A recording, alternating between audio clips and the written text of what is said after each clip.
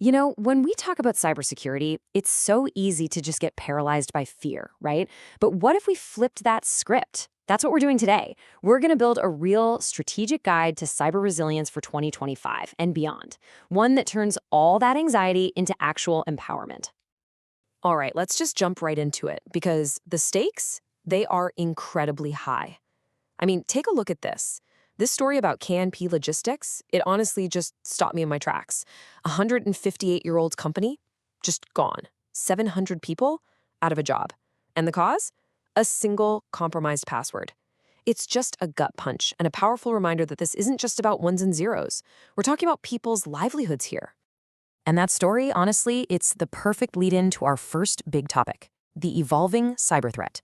Because, let's be real, the danger we're facing today is a whole lot more complex than that old cliche of some hacker in a hoodie.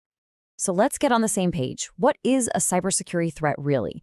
Well, boiled down, it's basically any event that has the potential to mess with a company's operations, its assets, or even individuals by getting into an information system where it shouldn't be. Think unauthorized access, data getting destroyed, or just causing a massive disruption. It's a wide net for sure, but it's a super important definition to keep in your back pocket as we go through this. Okay, let's talk about one of the biggest, scariest ones out there, ransomware. This is where attackers literally take your digital world and sometimes your physical world completely hostage. Think about this. Back in May of 2025, Kettering Health got hit, and what happened? They had to cancel surgeries, patient care was thrown into chaos for almost a week. I mean, the impact isn't just digital, it's terrifyingly real. And look, this wasn't some one-off thing. The speed at which this is growing is, well, it's alarming. Just look at the first quarter of 2025. We saw a 46% jump in ransomware attacks against industrial operators. And when I say industrial operators, I'm talking about the folks who run our power grids, our water supplies, the essential services we all rely on. The threat to our critical infrastructure is just exploding. But here's the thing, attackers aren't just going after machines anymore. They're hacking the human operating system. That's what social engineering is all about, right? It's manipulating trust, playing on our human nature to get around all the fancy technical defenses. A perfect and scary example is the Alliance Life breach. Attackers use these very techniques to get into a third-party system, and boom, they potentially expose the data of 1.4 million customers. And that manipulation of trust, it leads us right into another massive threat, good old-fashioned financial crime, just supercharged.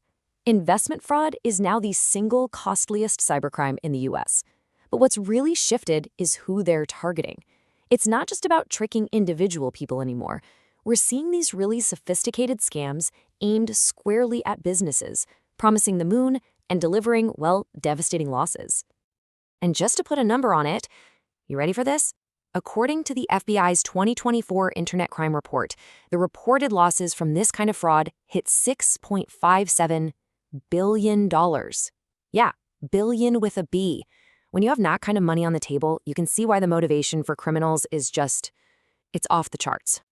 So, that's the landscape today, and it brings us right to our next section, because we need to talk about the new weapons being rolled out in this cyber war. And I want to be super clear about this. This isn't science fiction. These aren't future threats. Tomorrow's dangers are already here, right now.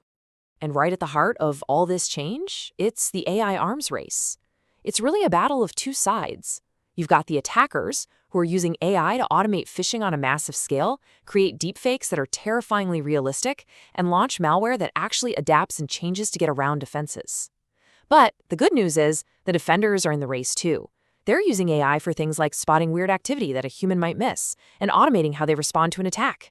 It's this high-speed, super high-stakes duel. Another really clever and dangerous tactic is the supply chain attack. Think of it like this. Instead of trying to break down the front door of a fortress, why not just find someone who already has a key? That's what this is. Criminals go after a trusted third-party vendor, someone you already do business with, and they use that trusted connection like a secret backdoor. We saw this play out when a compromised SAP service provider ended up leading to breaches at huge companies like Coca-Cola. It's the classic strategy of attacking the weakest link in the chain. Okay, so we've spent some time looking at the threats. And yeah, it's a lot. But now we're at the most important part of this whole discussion. This is the pivot. We have to shift our thinking from just defense, from just building walls, to building genuine resilience. And, the U.S. Cybersecurity and Infrastructure Security Agency, or CISA for short, they put it perfectly. Their vision, their goal, is a future where damaging cyber intrusions are a shocking anomaly. I love that phrasing. It's not about pretending we can stop every single attempt. It's about building systems that are so strong that a major breach becomes a rare, shocking event, not just another Tuesday headline. So the big question is, how do we get there? Well, CISA's strategy breaks down into 3 key parts. First, we have to address the immediate threats. That means making it harder for the bad guys to win right now.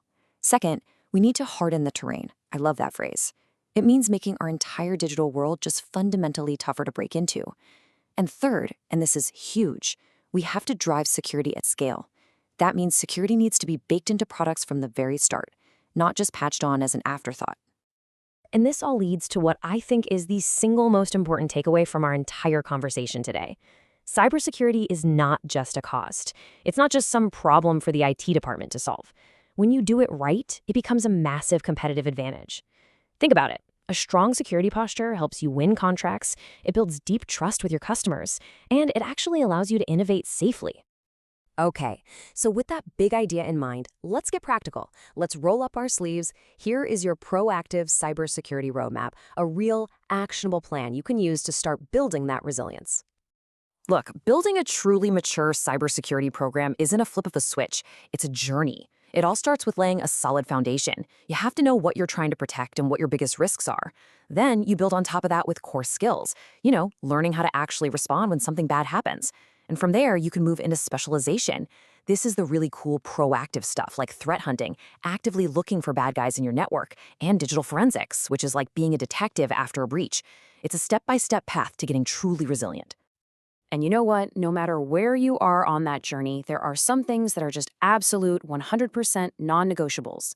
You've got to be regularly assessing your risks. You have to enforce strong access controls. I'm talking phishing-resistant multi-factor authentication. You need to be training your employees constantly because they are your front line. You've got to manage that third-party and supply chain risk we talked about. You need an incident response plan that you've actually tested, not one that's just sitting on a shelf collecting dust. And finally, you should use a recognized framework, a proven playbook like NIST or ISO. These things right here, they're the absolute bedrock. And all of this leaves us with one final big question to think about. As we look ahead to 2026 and beyond, what's it going to be for your organization? Is your cybersecurity going to be a constant liability, a source of endless risk and fear, or are you going to transform it into your greatest strategic asset? Really think about that. The choice and the strategy to get there is yours.